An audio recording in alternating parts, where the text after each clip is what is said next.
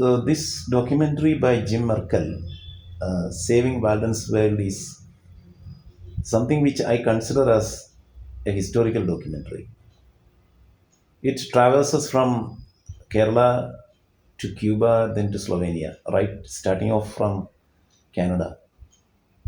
Actually, there is an autobiographical element in this documentary, which is very well felt during watching the documentary for the first time.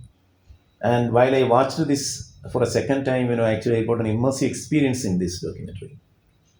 There is an affect experience which we get from the documentary because the idea of sustainable development, women empowerment, social emancipation, or the plight to the marginalized classes all over the world, the issue of poverty, the issue of poverty versus development, etc., are often discussed in various platforms, including academic institutions, in media, in channels, etc. But the documentary of Jim Merkel provides something like a phenomenological experience in understanding, in internalizing values related to sustainable development and empowerment of women.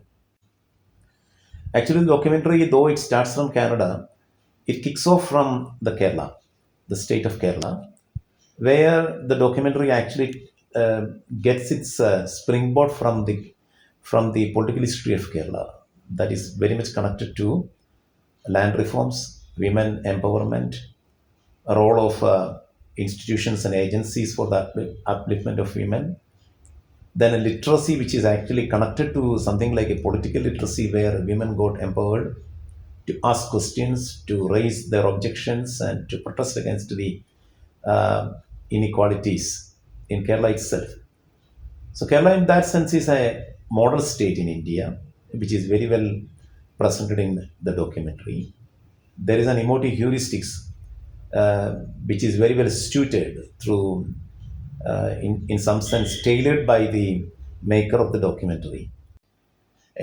Seeing the documentary, one thing which I understood is that we often forget about the glory of Kerala's struggles and victories in bringing light, in shedding light on several social evils, the plight of the women, the plight of the marginalized, etc. But now we think that everything is okay, and the past is a safer zone, something like that. It is not like that.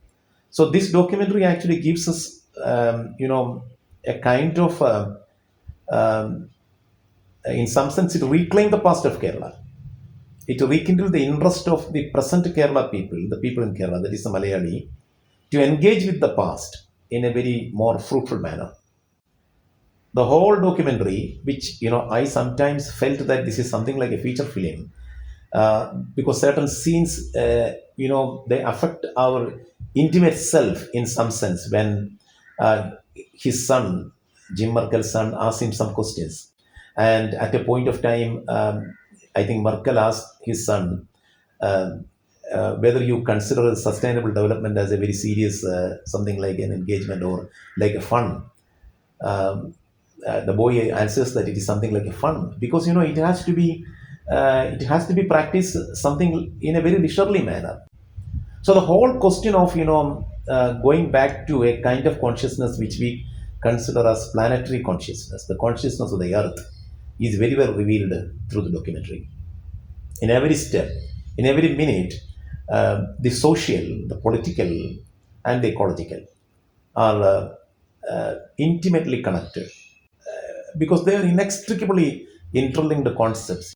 So that is why the major strength and positive aspect of this documentary is that it reopens uh, the history of a region, the history of three regions, from a political standpoint, from a social standpoint, from a gender standpoint, because so much of research has gone into the documentary. This is not a documentary that was actually made in 1 day or 2 day or 1 week. Lot of research was there, especially I think inputs from Dr. Shanti, by way of contributing to the history of Kerala, where she herself is coming and making certain statements is very interesting to note that it also provided the researcher an opportunity to narrates something in a filmic tense, a grammar of film. So, in all these cases, while you take the characteristic features of the documentary, it is a historical documentary. It is a social documentary, as well as it carries the traits of a feature film, a story-like feature film, because there are several little stories which are very well connected from Kerala to Cuba to Slovenia, and finally to Canada.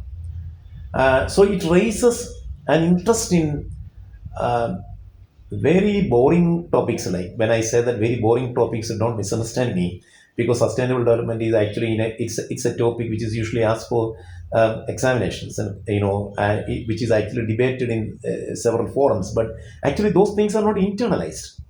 Merkel's documentary, gives it a prompt to internalize. Humans have to internalize these kind of concepts, these kind of policy regulations, things.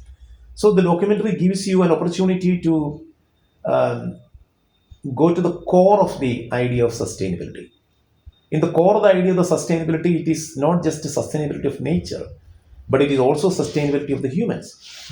Ultimately, the documentary closes with a call for something like a holistic, a global thought process, which will definitely engage with the concepts like sustainable development, social empowerment, the question of neglected women or marginalized women, and how they can be brought back into the realm of decision making, where both nature and the humans can cohabit, um, so that they can mutually respect, um, in bringing out certain reciprocal relationship, because nature is not just an island which is away from you.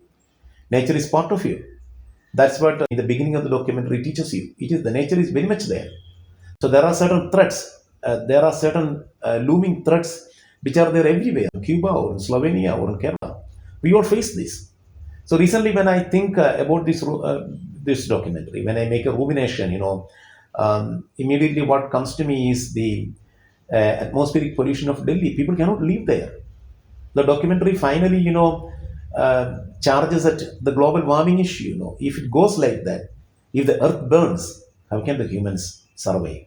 So this is actually the question that the documentary raises in a very humanistic, in a very filmic, and at the same time in a very scholastic manner.